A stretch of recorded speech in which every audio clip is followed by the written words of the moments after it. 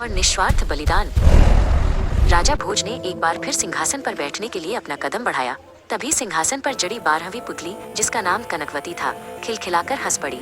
उसने कहा, ठहरो राजन, इस सिंहासन पर बैठने का अधिकार केवल उसे है जिसमें राजा विक्रमादित्य जैसी उदारता और साहस हो। क्या तुम उनकी एक कहानी सुनना चाहोगे? राजा भोज रुक गए और ध्यान से सुनने लगे। बार राजा विक्रमादित्य आधी रात के समय भेष बदलकर अपने राज्य का हाल जानने निकले थे। चलते चलते वे एक घने और डरावने जंगल में पहुंच गए। वहां चारों ओर सन्नाटा था और केवल सूखे पत्तों की आवाज आ रही थी।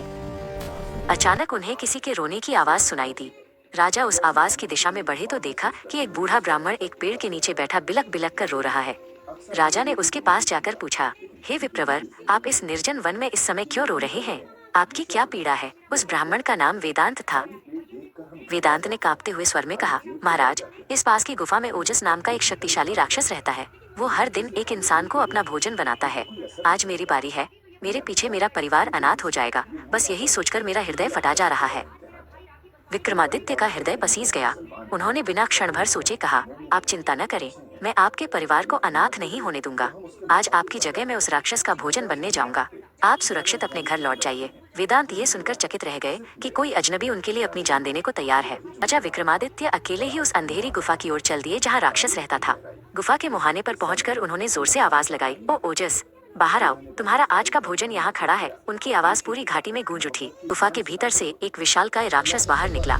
उसकी आंखें अंगारों की तरह दहक रही थीं। ओजस ने गरजते हुए कहा, तुझमें इतना साहस कि तू खुद चलकर मौत के मुंह में आ गया। क्या तुझे मुझसे डर नहीं लगता? विक्रमादित्य शांत खड़े रहे। राजा ने शांति से उत्तर दिया, मृत्यु से क्या डरना? यदि मेरा शरीर किसी निर्दोष के प्राण बचा सके तो इससे बड़ा सौभाग्य और क्या होगा? तुम निसंकोच मुझे अपना ग्रास बना सकते हो। ये कहकर राजा ने अपनी आंखें मूंद ली और ध्यान में मग्न हो गए। अचानक एक चमत्कार हुआ। राक्षस ओजस की डरावनी आकृति ओझल हो गई और वहां एक दिव्य प्रकाश फैल गया।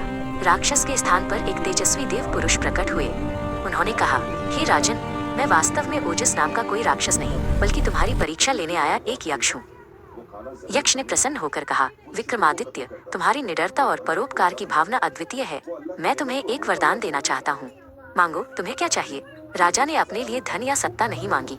उन्होंने कहा, हे देव, यदि आप प्रसन्न हैं तो मेरे राज्य के उन गांवों में वर्षा कर दें जहां पिछले 3 वर्षों से सूखा पड़ा है। कनकवती ने अपनी कहानी समाप्त की और राजा भोज की आंखों में देखते हुए पूछा, राजन, राजा विक्रमादित्य ने एक अजनबी ब्राह्मण के लिए अपनी जान दांव पर लगा दी और वरदान में भी प्रजा का हित मांगा। क्या आप में भी इतना त्याग और साहस है? राजा भोज निरुत्तर हो गए। उन्हें एहसास हुआ कि अभी उन्हें अपने भीतर और भी महान गुणों को विकसित करना है। उन्होंने अपना पैर पीछे खींच लिया और महल की ओर लौट गए।